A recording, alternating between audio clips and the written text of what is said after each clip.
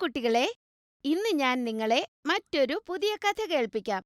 അതിന്റെ പേരാണ് രഹസ്യം നിറഞ്ഞ മുറി. ഒരു പട്ടണത്തിൽ നിഖിൽ, അയാളുടെ ഭാര്യ നിഷ, മകൻ അർജുൻ എന്നിവർ വസിച്ചിരുന്നു. അർജുൻ 8ാം ക്ലാസ്സിലാണ് പഠിച്ചിരുന്നത്. അവധിക്കാലത്ത് അർജുൻ മാതാപിതാക്കളോടൊപ്പം കറങ്ങാൻ പോകുമായിരുന്നു. എല്ലാ കൊല്ലത്തെയും പോലെ അർജുന്റെ അച്ഛൻ നിഖിൽ അവധിക്ക് പർവ്വതയാത്രയ്ക്ക് അവരെ കൊണ്ടുപോകുന്നു.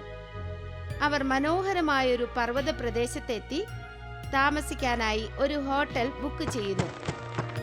അർജുൻ വളരെ ഉത്സാഹിതനാണ്. പകൽ മുഴുവൻ കറങ്ങിയ ശേഷം രാത്രി അവർ തിരിച്ചെത്തുന്നു. നിഷ മുറിയിൽ ചെന്ന് ബാഗ് തുറക്കുന്നു. അപ്പോൾ അവൾ അത്ഭുതപ്പെട്ടു പോകുന്നു. അയ്യോ, എന്റെ സ്വർണത്തിന്റെ ചെയിൻ കാണുന്നില്ലല്ലോ. അർജുന്റെ അച്ഛ, ഇങ്ങോട്ടൊന്ന് വന്നേ. എന്തു പറ്റി? എന്റെ സ്വർണത്തിന്റെ ചെയിൻ കാണാനില്ല. രാവിലെ പോകുന്നതിന് മുൻപ് ഞാനത് ബാഗിൽ വെച്ചിട്ടാ പോയത്. ഇനി വല്ല മോഷണവും നടന്നതാവോ? അതെങ്ങനെ? നീ ഒന്നുകൂടി നോക്ക്, കിട്ടുമെന്നേ. ഇല്ലെന്നേ. നീ നിന്റെ സ്വർണ്ണ ചെയിൻ ഇവിടേക്ക് കൊണ്ടുവരേണ്ട കാര്യമെന്തായിരുന്നു? ഏതായാലും കൊണ്ടുവന്ന സ്ഥിതിക്ക് നീ അതെന്തിനാ ഹോട്ടലിൽ വെച്ചിട്ട് പോയത്? അതിന് ഞാൻ അറിഞ്ഞോ മോഷണം പോകുമെന്ന്? ഞാൻ വളരെ സൂക്ഷിച്ചാ വെച്ചിരുന്നത്. നിഷയും നിഖിലും മോഷണം റിപ്പോർട്ട് ചെയ്യാനായി ഹോട്ടൽ മാനേജറുടെ അടുത്ത് ചെല്ലുന്നു. മാനേജർ അവരുടെ പരാതി കേട്ടപ്പോൾ അതിശയിച്ചു പോകുന്നു. സർ, മാഡം, അസൗകര്യത്തിൽ ഞങ്ങൾ ഖേദിക്കുന്നു. പക്ഷേ ഞങ്ങളുടെ ഹോട്ടലിൽ മോഷണം നടക്കുമെന്ന പ്രശ്നമേ ഉദിക്കുന്നില്ല. നിങ്ങൾക്ക് എന്തോ തെറ്റുപറ്റിയിരിക്കുന്നു. നിങ്ങൾ എന്താ ഈ പറയുന്നത്? ഞങ്ങളുടെ സാധനം നിങ്ങളുടെ ഹോട്ടലിൽ നിന്നാണ് മോഷണം പോയത്. നിങ്ങൾ ഞങ്ങളോട് സത്യം പറയണം, ഇല്ലെങ്കിൽ ഞങ്ങൾ പോലീസിൽ പരാതിപ്പെടും. മാം, നിങ്ങൾ ദയവായി എന്നോട് ക്ഷമിക്കണം. സാർ, നമ്മളെ സംബന്ധിച്ച് ഇതാണ് നമുക്ക് നല്ലത്, ഇവരോട് സത്യം പറയുന്നത്. എന്തു സത്യം? കാര്യം ഇതാണ്. കുറച്ചു കാലം മുമ്പ് ഞങ്ങളുടെ ഹോട്ടലിൽ 1ാം നിലയിലുള്ള മുറിയിൽ നിന്ന് ആരോ അലറുന്ന ശബ്ദം വരുമായിരുന്നു.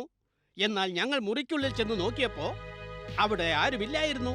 അതിനുശേഷം ആ മുറിയിൽ ആര് പോയാലും ഒന്നുകിൽ അയാൾ മുറിയിൽ നിന്ന് പുറത്തു വരില്ല, അഥവാ വന്നാൽ തന്നെ പുറത്തിറങ്ങിയ ഉടനെ വിചിത്രമായ കാര്യങ്ങൾ ചെയ്യാൻ തുടങ്ങും. വിചിത്രമായ എന്ത് കാര്യങ്ങൾ? ആ മനുഷ്യൻ ഒന്നുകിൽ ആരെയെങ്കിലുമൊക്കെ ആക്രമിക്കും, അതല്ലെങ്കിൽ ആരുടെയെങ്കിലുമൊക്കെ പണവും വിലപിടിപ്പുള്ള സാധനങ്ങളും അപഹരിക്കും. ഈ സംഭവങ്ങൾ പരിധി വിടുന്നുവെന്ന് തോന്നിയപ്പോ ഞങ്ങൾ ആ മുറിയുടെ വാതില് എന്നേക്കുമായി അടച്ചുപൂട്ടി. പക്ഷെ ഞങ്ങൾക്ക് മനസ്സിലാവാത്തത്, ഇത്രയും നാള് കഴിഞ്ഞിട്ടും ആ സംഭവം വീണ്ടും ആവർത്തിക്കുന്നത് എങ്ങനെയാണെന്നാ. ഇപ്പോഴാണെങ്കിൽ ആ മുറിയിൽ ആരും പോകുന്നു പോലുമില്ല. റിസപ്ഷനിസ്റ്റിന്റെയും ഹോട്ടൽ മാനേജറുടെയും വാക്കുകൾ കേട്ടപ്പോൾ നിഖിലും നിഷയും വളരെയധികം പേടിക്കുന്നു. എങ്കിലും ഹോട്ടൽ മാനേജറുടെ അലംഭാവത്തിൽ അവർക്ക് വല്ലാത്ത ദേഷ്യവും വരുന്നുണ്ട്. എന്നാൽ അർജുൻ ഇതെല്ലാം കേൾക്കാൻ നല്ല രസമുള്ളതായി തോന്നുന്നു. ഈ മുറിയുടെ കഥ വളരെ രസമാണല്ലോ. ഏതായാലും ആ മുറിയിൽ ഒന്ന് പോയി നോക്ക് തന്നെ വേണം. അർജുൻ തന്റെ ജിജ്ഞാസ കാരണം ആ മുറിയിലേക്ക് പോകുന്നു. അർജുൻ രഹസ്യം നിറഞ്ഞ മുറിയിലേക്ക് പോകുന്നത് ഹോട്ടലിലെ ഒരു ജീവനക്കാരൻ കാണുന്നു. ജീവനക്കാരൻ രഹസ്യമുറിയുടെ വാതിൽ തുറന്നു കിടക്കുന്നത് കണ്ട് ഞെട്ടിപ്പോകുന്നു. അല്ലേ, ഈ മുറി അടഞ്ഞു കിടക്കുകയായിരുന്നല്ലോ. ഇത് തനിയെ എങ്ങനെ തുറന്നു? പിന്നെ ഈ പയ്യൻ എവിടേക്കാ പോകുന്നത്? എടാ മോനെ, നില്ലവിടെ. സാറേ, സാറേ, വളരെ വലിയൊരു പ്രശ്നം ഉണ്ടായിട്ടുണ്ട്. എന്ത് പ്രശ്നം? ആ പ്രേതമുറിയുടെ വാതിൽ എങ്ങനെയോ തുറന്നു കിടക്കുകയായിരുന്നു. ഇപ്പോ ഒരു കുട്ടി ആ മുറിയുടെ ഉള്ളിലേക്ക് പോയിട്ടുണ്ട്. എന്നിട്ട് താൻ ഇവിടെ എന്തെടുക്കുവാണോ? ചെല്ല്, ആ കുട്ടിയെ പുറത്തേക്ക് കൊണ്ടുപോവാ. സാർ, ആ മുറിയിലേക്ക് ഒറ്റയ്ക്ക് പോകാൻ എനിക്ക് പേടിയാണ്. ആദ്യത്തെ തൊഴിലാളി ഇത്രയും പറഞ്ഞപ്പോഴേക്കും വേറൊരു തൊഴിലാളി വന്നിട്ട് പരിഭ്രമത്തോടെ പറയുന്നു, സാറേ, ഇന്നലെ രാത്രി ഹോട്ടലിൽ 2 ടെക്നീഷ്യന്മാർ വന്നിരുന്നില്ലേ? അവര് അബദ്ധത്തില് ആ മുറിക്കുള്ളിലേക്ക് പോയിരുന്നു. അവർക്ക് മുറിയുടെ താക്കോലാരാ കൊടുത്തത്? സാർ, താക്കോല് കൊടുത്തത് ഞാനായിരുന്നു. താക്കോൽ കൂട്ടത്തിൽ അറ്റകുറ്റപ്പണി ആവശ്യമായ 1ാം നിലയിലെ എല്ലാ മുറികളുടെയും താക്കോലുണ്ടായിരുന്നു.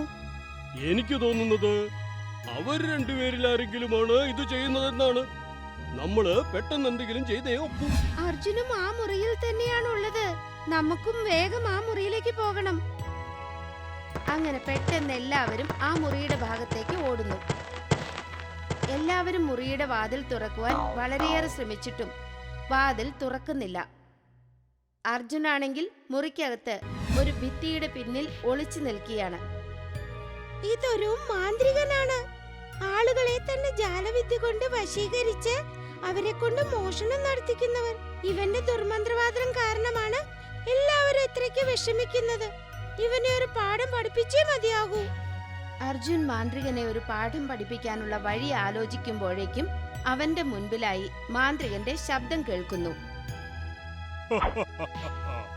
ഞാനിവിടെ താമസിക്കാൻ തുടങ്ങിയിട്ട് ഇത്രയും നാളായിട്ടും ആർക്കും എന്റെ രഹസ്യം മനസ്സിലാക്കാൻ കഴിഞ്ഞിട്ടില്ല. എല്ലാവരും വിഡ്ഢികളാണ്. ശരിയാ മോനെ, ഇവരെല്ലാം പമ്പര വിഡ്ഢികളാ. നിന്നോട് മിണ്ടുവാൻ ആരാ പറഞ്ഞത്? നീ നിന്റെ ജോലിയിൽ മാത്രം ശ്രദ്ധിച്ചാ മതി. ചെല്ല്, പോയി ഇന്നലെ രാത്രി മുറിയിൽ വന്ന പുതിയ അടിമയെ എന്റെ മുന്നിലേക്ക് കൊണ്ടുവാ. അയാളെ കൊണ്ടുവന്നയുടനെ മാന്ത്രികൻ തന്റെ തൊപ്പി ഊരി അത് ആ മനുഷ്യന്റെ തലയിൽ വെച്ചിട്ട് ഒരു മന്ത്രം ജപിക്കുന്നു. അതോടെ ആ മനുഷ്യൻ അയാളുടെ അടിമയായി തീരുന്നു. 2 അടിമകളെ കൂടി കിട്ടിയിരിക്കുന്നു. ഇനി ഇവരെ കൊണ്ട് എനിക്ക് ഇതിലും കൂടുതൽ മോഷണം ചെയ്യിക്കാൻ സാധിക്കും. അല്ലെങ്കിൽ ഈ മന്ത്രവും മാന്ത്രിക തൊപ്പിയും എന്റെ പക്കലുള്ളിടത്തോളം ആർക്കും എന്നെ ഒന്നും ചെയ്യാനാവില്ല. ഞാൻ ആരുടെയെങ്കിലും തലയിൽ ഈ തൊപ്പി വച്ചിട്ട് മന്ത്രം ജപിച്ചാല് അയാൾ എന്നെന്നും എന്റെ നിയന്ത്രണത്തിലായി തീരും. മാന്ത്രികന്റെ വാക്കുകൾ കേട്ടപ്പോൾ അർജുന് അയാളെ തോൽപ്പിക്കുവാനുള്ള ഉപായം ലഭിക്കുന്നു. ഓഹോ, ഈ മാന്ത്രികന്റെ മാന്ത്രിക ശക്തി മുഴുവൻ ഇയാളുടെ ഈ തൊപ്പിയിലും മന്ത്രത്തിലുമാണല്ലേ. ഞാൻ ഈ മാന്ത്രികനെ ഇതേ ജാലവിദ്യയിൽ കുരുക്കി തോൽപ്പിക്കും. അർജുൻ പതുക്കെ പതുക്കെ ആ മാന്ത്രികന്റെ കസേരയുടെ പിന്നിലെത്തുന്നു. എന്നിട്ട് അയാളുടെ അടിമ പോകാനായി കാത്തിരിക്കുന്നു. അടിമ അവിടുന്ന് പോയ ഉടനെ അർജുൻ പെട്ടെന്ന് മാന്ത്രികന്റെ മുൻപിലേക്ക് വരുന്നു. എന്നിട്ട് മാന്ത്രികൻ ജപിച്ച മന്ത്രം അയാൾക്ക് മേൽ പ്രയോഗിക്കുന്നു. മാന്ത്രികൻ നേരത്തെ തന്നെ തൊപ്പി ധരിച്ചിരുന്നതുകൊണ്ട് അയാൾ പെട്ടെന്ന് അർജുന്റെ നിയന്ത്രണത്തിലാകുന്നു. അതോടെ മാന്ത്രികന്റെ നിയന്ത്രണത്തിലായിരുന്ന എല്ലാവരും സ്വതന്ത്രരാകുന്നു. അതിനുശേഷം അർജുൻ മാന്ത്രികന്റെ തലയിൽ നിന്ന് തൊപ്പി ഊരിയിട്ട് അയാളെ മുറിയിൽ നിന്ന് പുറത്തേക്ക് കൊണ്ടുപോകുന്നു. മുറിക്ക് വെളിയിൽ അർജുന്റെ കൂടെ മാന്ത്രികനെ കണ്ടപ്പോൾ എല്ലാവരും ആശ്ചര്യചകിതരാകുന്നു. മോനെ, നീ ഈ മുറിക്കുള്ളിലേക്ക് എന്തിനാ പോയത്? പിന്നെ ഇതാരാണ്? അർജുൻ എല്ലാവരോടും മാന്ത്രികന്റെ സത്യാവസ്ഥ തുറന്നു പറയുന്നു. അതിനുശേഷം മാന്ത്രികനെ പോലീസിൽ ഏൽപ്പിക്കുന്നു. ഈ പ്രകാരം ഹോട്ടലിലെ വർഷങ്ങൾ പഴക്കമുള്ള രഹസ്യം നിറഞ്ഞ മുറിയുടെ രഹസ്യം പരസ്യമാകുന്നു. ഇതിന്റെ പേരിൽ അർജുന് ധാരാളം പ്രശംസ ലഭിക്കുന്നു. അപ്പോൾ കുട്ടികളെ, ഈ കഥയിൽ നിന്ന് നമുക്ക് ലഭിക്കുന്ന പാഠം ഇതാണ്: നമ്മൾ ഏതു പരിതസ്ഥിതിയിലും ബുദ്ധിയും ധൈര്യവും പ്രയോഗിക്കണം. നിങ്ങൾക്ക് ഞങ്ങളുടെ വീഡിയോസ് ഇഷ്ടമാകുന്നുണ്ടെങ്കിൽ അവ ലൈക്ക് ചെയ്യൂ, ചാനൽ സബ്സ്ക്രൈബ് ചെയ്യൂ.